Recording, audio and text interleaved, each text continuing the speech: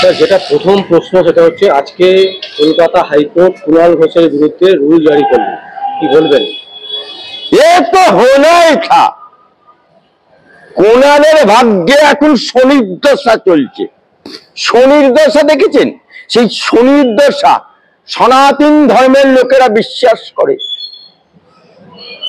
আজকে এই কুণাল ঘোষ রাজনীতি করতেছে, বেশ তো বাবা সাংবাদিকতা করে খাচ্ছিলি, নন-ম্যাট্রিক সাংবাদিকতা করে খাচ্ছিলি, হঠাৎ করে রাজনীতি করার শখ গেল, রাজনীতি করতে এসে চোর হলি বাংলার বুকে এত বড় চোর হলি যে তৃণমূল পার্টিটা করতিস, সেই তৃণমূলের পার্টির লোকেরাই তোকে ধরিয়ে দিল, আর তৃণমূলের পুলিশই কলার ধরে নিয়ে চলে গেল কোথায়? জেলখানায়। আর প্রিজন ভ্যান বাজিয়ে মমতা ব্যানার্জিকে এই লোকটি চোর বলেছিল। তৃণমূলের কালীঘাটে সাওদা টাকা সব কালীঘাটে আছে এই বলেছিল। আবার যখন জেলখানায় ছিল একেবারে দাড়ি ভর্তি, মনে হচ্ছে যেন একেবারে মোচমান হয়ে গেছে, একেবারে হাজি সাহেব হয়ে গেছে। সেই লোকটি জেল থেকে ছাড়া পেয়ে অভিষেক বাবু পা চেটে তৃণমূলে স্থান পেল।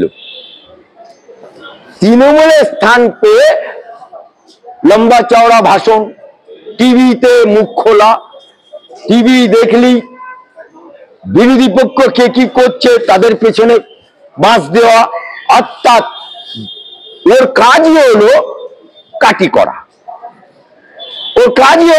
করা।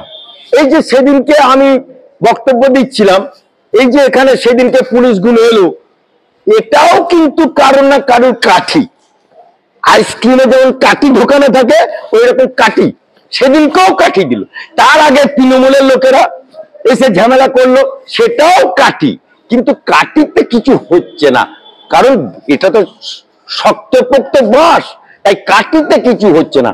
আপনি দেখুন এই লোকটি ইউটিউবারদের বিরুদ্ধে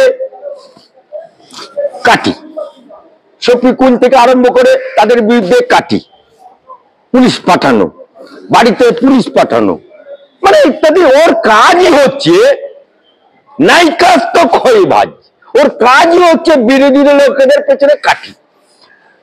বিকাশ রঞ্জন ভট্টাচার্য আমার লার্নেড অ্যাডভোকেট, সে চাকরির যে মামলাটা লড়েছিল, আমার হাইকোর্ট রায় দিয়েছিল, বারবার আমার হাইকোর্ট বলেছিল মুড়ি আর মিছরি আলাদা করতে পারেনি রাজ্য সরকার, কারণ সাদা খাতা দিয়ে টাকা দিয়ে চাকরি হয়েছে, সাদা খাতা জমা দিয়ে চাকরি হয়েছে। শিক্ষামন্ত্রী জেল খাটছে, অপার বাড়িতে টাকা গোনার জন্য মেশিন আনতে হচ্ছে, বড়ুয়ার এমএলএ জেল কেটেছে, বহু লোক জেল খাটছে, বহু লোক এখনো লিস্টে আছে। সুতরাং সেই জায়গায় বিকাশ রঞ্জন যখন কেস লড়লো, আমার হাইকোর্ট থেকে যখন চ্যালেঞ্জ করে রায়টাকে, কে গেছিল?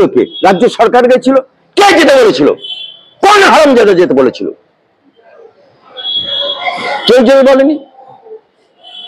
রাজ্য সরকার স্বপ্রণীতভাবে গেছিল, অর্থাৎ চোরেদেরকে বাঁচাতে গেছিল।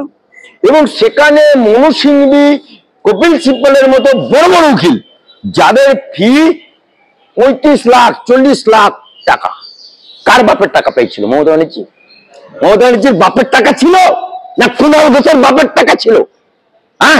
নাকি কালীঘাটের টাকা ছাপায় নাকি মমতা ব্যানার্জি, না নবান্নের টাকা ছাপায়? কার বাপের টাকা পেয়েছিল? বড় বড় উকিল দিয়েও আজকে সেই চাকরি বাঁচাতে পারলো না, মুড়ি আর মিছিয়ে আলাদা করতে পারলো না। 26,000 ছেলের শিক্ষকের চাকরি বাতিল হয়ে গেল। সেখানে বিকাশ রঞ্জনের দোষ কি? ফিরদৌস শামীমের দোষ কি? কিন্তু উদ্দেশ্য প্রণীত ভাবে এই কুণাল ঘোষ ওরফে ছিরাল ঘোষ সে কাটি করল। আমার বিকাশ রঞ্জনের চেম্বার, ফিরদৌস শামীমের চেম্বার, সেখানে উনার লোকজন পাঠিয়ে, তাদেরকে টাকা দিয়ে লোকজন পাঠিয়ে, ফিটিং করে পাঠিয়ে, সেখানে জলের বোতল ছোড়া হলো, এটো চায়ের ভাঁড় ছোড়া হলো। আমার হাইকোর্টের বিচারপতির মুখে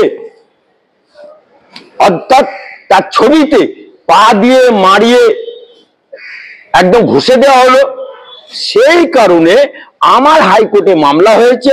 সেই মামলায় আজকে ওই কুণাল ঘোষকে ডেকে পাঠানো হয়েছিল। কুণাল ঘোষ বলার চেষ্টা করেছিল আমার কিছু বলার আছে, আমার কিন্তু বিচারপতি কোনোই কথা শোনেনি, অর্থাৎ তার বিরুদ্ধে রুল জারি হয়েছে।